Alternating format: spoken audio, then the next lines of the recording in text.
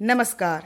News Uttar Pradesh के podcast खबर दिन भर में आपका स्वागत है। तारीख 28 सितंबर, दिन मंगलवार। मैं आपके साथ अनुराधा। शुरुआत करते हैं आज के मुख्य समाचारों से।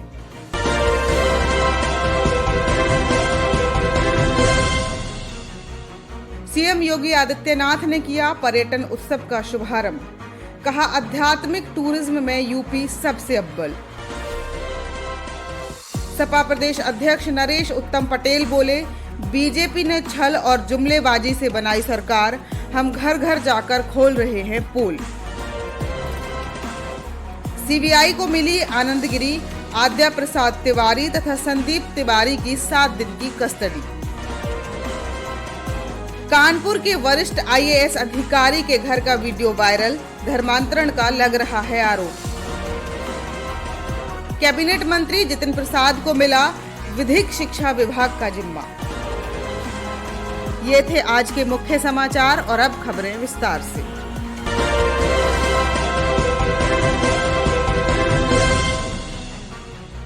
विश्व पर्यटन दिवस पर सोमवार को लखनऊ के रिवर फ्रंट में 3 दिवसीय पर्यटन उत्सव का मुख्यमंत्री योगी आदित्यनाथ ने उद्घाटन किया। विश्व पर्यटन दिवस पर सोमवार को लखनऊ के रिवर फ्रंट में 3 दिवसीय पर्यटन उत्सव का मुख्यमंत्री योगी आदित्यनाथ ने उद्घाटन किया। इस अवसर पर मुख्यमंत्री योगी आदित्यनाथ ने कहा, केवल देश ही नहीं बल्कि दुनिया का इस मामले में सबसे समृद्धतम प्रदेश है, जिसमें भारत की आस्था से जुड़े हुए सभी प्रमुख केंद्र हैं, जिन पर हर भारतीय गौरव की अनुभूति करता है। चाहे वह मर्यादा पुरुषोत्तम भगवान श्री राम की पावन भूमि अयोध्या हो, भगवान श्री कृष्ण की पावन जन्मभूमि मथुरा हो, उनकी लीला भूमि और उससे जुड़े हुए प्रमुख स्थल हों, बाबा विश्वनाथ का धाम काशी, दुनिया की सबसे प्राचीनतम नगरी, या फिर दुनिया की सबसे लंबी और पवित्र नदियों में मानी जाने वाली मां गंगा और यमुना का संगम, और दुनिया का सबसे बड़ा सांस्कृतिक और आध्यात्मिक आयोजन कुंभ की पावन भूमि प्रयागराज, या शक्ति केंद्र हो या बौद्ध टूरिज्म से जुड़े हुए वे सभी प्रमुख स्थल, आध्यात्मिक सर्किट हो या फिर हेरिटेज टूरिज्म और इको टूरिज्म केंद्र, वे सभी संभावनाएं उत्तर प्रदेश के अंदर मौजूद हैं। इतना सब कुछ होने के बावजूद हम लोगों ने कभी अपनी इन संभावनाओं को देश और दुनिया के सामने प्रस्तुत करने का वह प्रयास नहीं किया जो संभावनाएं उत्तर प्रदेश में छुपी हुई थी। मैं एक छोटी सी घटना आपके सामने रखना चाहूँगा। 2019 में प्रयागराज में कुंभ के भव्य आयोजन को करने का अवसर हमें प्राप्त हुआ था, और प्रयागराज कुंभ में आयोजन के पहले हजारों वर्षों की इस विरासत के बारे में देश की राय भले आस्था के साथ जुड़ी थी, लेकिन दुनिया किस नजरिए से देखती थी। कुंभ के प्रति अगर पश्चिम की लेखनी को आप 19 के पहले देखेंगे तो कुंभ का रेखांकन उनके द्वारा किस रूप में होता था? भगदड़ के रूप में, अव्यवस्था के रूप में, गंदगी के रूप में, अराजकता के रूप में, परस्पर समन्वय नहीं बल्कि परस्पर अलगाव के रूप में, और उसके नाम पर बदनाम करने का प्रयास भी किया गया। आपने देखा होगा कितनी शरारत हो रही थी जब हरिद्वार में कुंभ का आयोजन हो रहा था इस वर्ष, लेकिन प्रयागराज में हम सब आभारी हैं प्रधानमंत्री मोदी जी के, जिनके मार्गदर्शन में हम लोगों को भव्य और दिव्य कुंभ करने का अवसर प्राप्त हुआ। लेकिन थोड़ा सा प्रयास शासन, प्रशासन, सभी स्टेक होल्डर्स एक साथ जुड़ करके समन्वित प्रयास जब करते हैं, कैसे उसके सार्थक परिणाम आते हैं। मात्र 45 दिन के आयोजन में 24 करोड़ से अधिक श्रद्धालुओं ने प्रयागराज में सहभागिता सुनिश्चित की, और केवल प्रयागराज में नहीं, विंध्यवासिनी धाम में, चित्रकूट में, काशी में, अयोध्या में और आसपास के अन्य पावन स्थलों का दर्शन करने के लिए भी आम जनमानस का हुजूम उमड़ पड़ा था।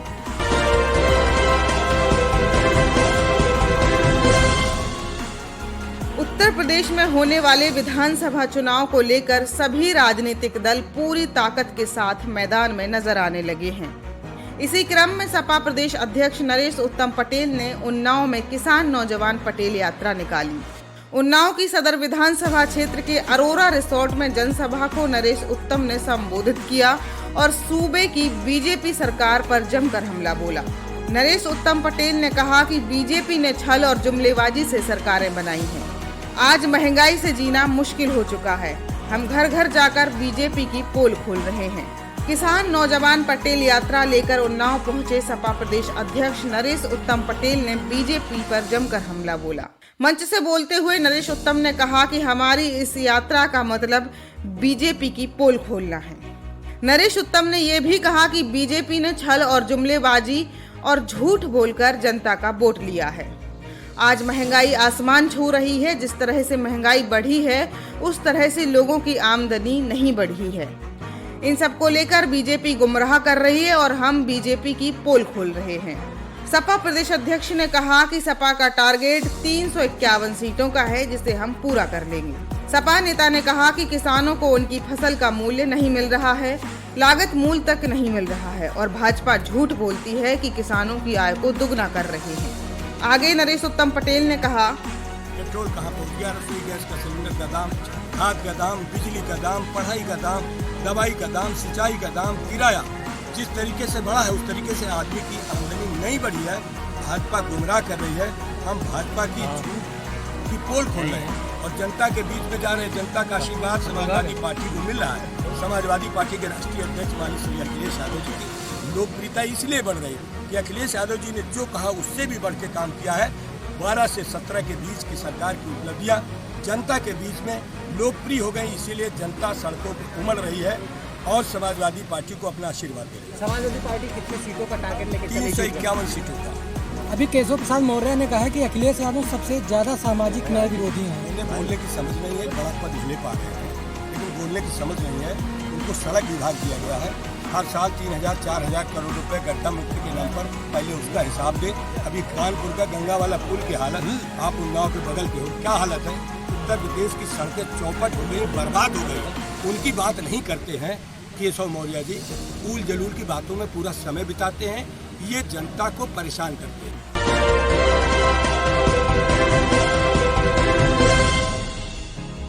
अखिल भारतीय अखाड़ा परिषद के अध्यक्ष महंत नरेंद्र गिरी की संदिग्ध परिस्थिति में मृत्यु के मामले की जांच सीबीआई कर रही है। सीबीआई ने केस टेक ओवर करने के तीसरे ही दिन आरोपियों पर शिकंजा कस दिया है।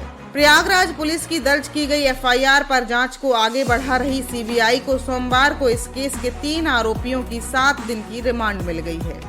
रिमांड अवधि मंगलवार सुबह 9 बजे से 4 अक्टूबर शाम 6 बजे तक है। सीबीआई ने 10 दिन की रिमांड मांगी थी। पहले 5 दिन की रिमांड मंजूर हुई। सीबीआई की तरफ से अवधि बढ़ाने की याचना कोर्ट से की गई, जिसे मान लिया गया। सीबीआई मंगलवार को तीनों को कोर्ट से अपनी कस्टडी में लेगी। आनंद गिरी को हरिद्वार ले जाने की तैयारी है।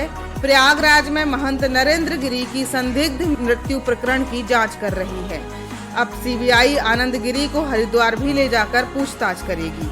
सीबीआई की तरफ से अभियोजन अधिकारी अंकित तोमर ने रविवार को रिमांड मजिस्ट्रेट नरेंद्र कुमार की कोर्ट में तीनों आरोपितों की 10 दिन की रिमांड के लिए अर्जी दी थी, जिसमें कहा गया है कि महंत नरेंद्र गिरी की संदिग्ध मृत्यु मामले में जेल में बंद आरोपित उनके शिष्य आनंद गिरी, मंदिर के पुजारी आदित्य तिवारी व उसका बेटा संदीप तिवारी से पूछताछ और साक्ष्य संकलन करना जरूरी है। 5 दिन की रिमांड मिलने के बाद अब सीबीआई पूछताछ तथा साक्ष्य एकत्रित करने के काम को गति देगी। प्रयागराज से एक टीम आरोपितों को लेकर हरिद्वार जाएगी। सीबीआई ने उस सुसाइड नोट को भी अपने कब्जे में लिया है जो महंत नरेंद्र गिरी का बताया जा रहा है। मठ के लेटर पैड पर लिखे गए सुसाइड नोट को लेकर भी कई तरह के सवाल उठ रहे थे। अब सीबीआई टीम राइटिंग एक्सपर्ट के जरिए महंत के हस्ताक्षर का मिलवान करवा रही है। अगर हस्ताक्षर में कोई फर्क मिलता है तो उसके आधार पर आगे कदम बढ़ाएगी। इसके साथ ही उन तीनों शब्दों का भी मिलान कराया जा रहा है जिनका उल्लेख 1 से अधिक बार हुआ है। सुसाइड नोट की असलियत का पता लगाने के लिए राइटिंग एक्सपर्ट के साथ ही तकनीकी की भी मदद ली जा रही है।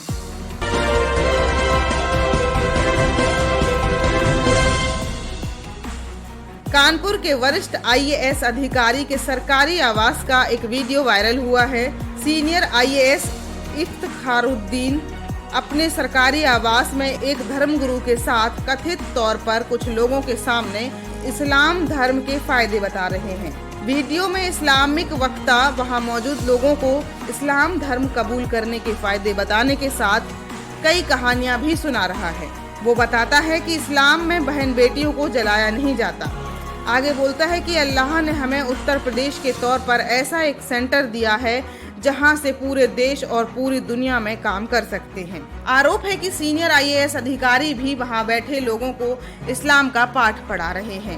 मुस्लिम वक्ता जब IAS के सरकारी आवास में पाठ पढ़ा रहा है, उस वक्त IAS अधिकारी जमीन पर बैठे नजर आए। वायरल वीडियो में इस्लामिक वक्ता का दावा है कि पिछले दिनों पंजाब के एक भाई ने इस्लाम कबूल किया तो मैंने उनको दावत नहीं दी थी। अलबत्ता हम लोग जाते हैं, तबलीगी जमात करते हैं। उन्होंने इस्लाम कबूल किया तो मैंने उनसे कहा कि इस्लाम कबूल क्यों किया, जिस पर उन्होंने कहा कि बहन की मौत के कारण इस्लाम कबूल किया है, क्योंकि जब उसको मरने पर जलाया तो कपड़ा जल गया, वो निर्वस्त्र हो गई। सब देख रहे थे, मुझे बहुत शर्म आई। मैं वहाँ से निकल गया। फिर मैंने सोचा कि आज तो मेरी बहन को लोग देख रहे हैं, मेरी बेटी भी है, कल उसको भी लोग मरने के बाद देखेंगे, ये भी ऐसे ही जलेगी। फिर मेरे दिल में ख्याल आया कि इस्लाम से अच्छा कोई धर्म नहीं है, मुझे कबूल कर लेना चाहिए। ऐसे लोग इस्लाम कबूल कर रहे हैं, ऐसी ऐसी चीज़ें जरिया बन रही हैं लोगों को इस्लाम कबूल करने के लिए। इस पूरे मामले को लेकर यूपी के डिप्टी CM केशव प्रसाद मौर्य ने कहा कि मामला सरकार के संज्ञान में नहीं है, अगर ऐसा कुछ है तो जांच की जाएगी, मामले को गंभीरता से लिया जाएगा। मामले में मठ एवं मंदिर समन्वय समिति के राष्ट्रीय अध्यक्ष भूपेश अवस्थी ने कहा कि वीडियो को मैंने देखा है, इसमें हिंदू धर्म के खिलाफ बहुत सारी अनगढ़ बातें कही जा रही हैं, बहुत सारे आरोप लगाए जा रहे हैं, एक धर्म विशेष के पक्ष में बयान दिए जा रहे हैं।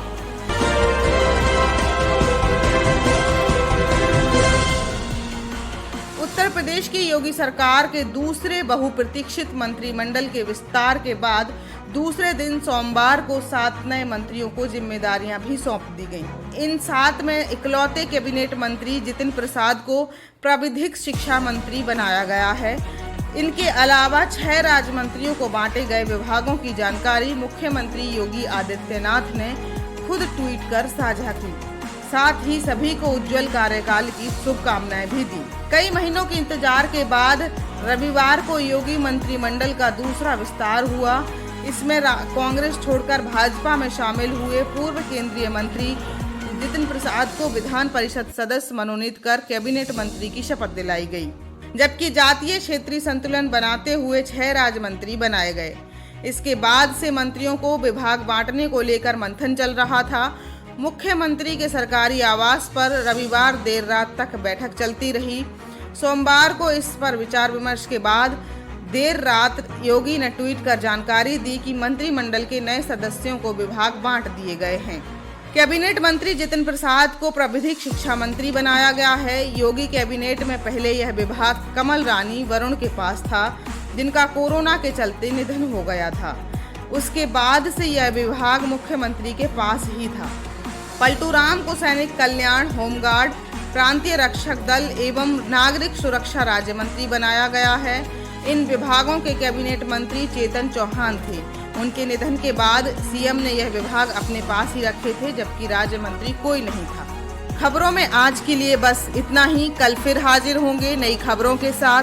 तब तक के लिए अनुराधा को दीजिए जाने की इजाजत। नमस्कार, खुदा हाफिज।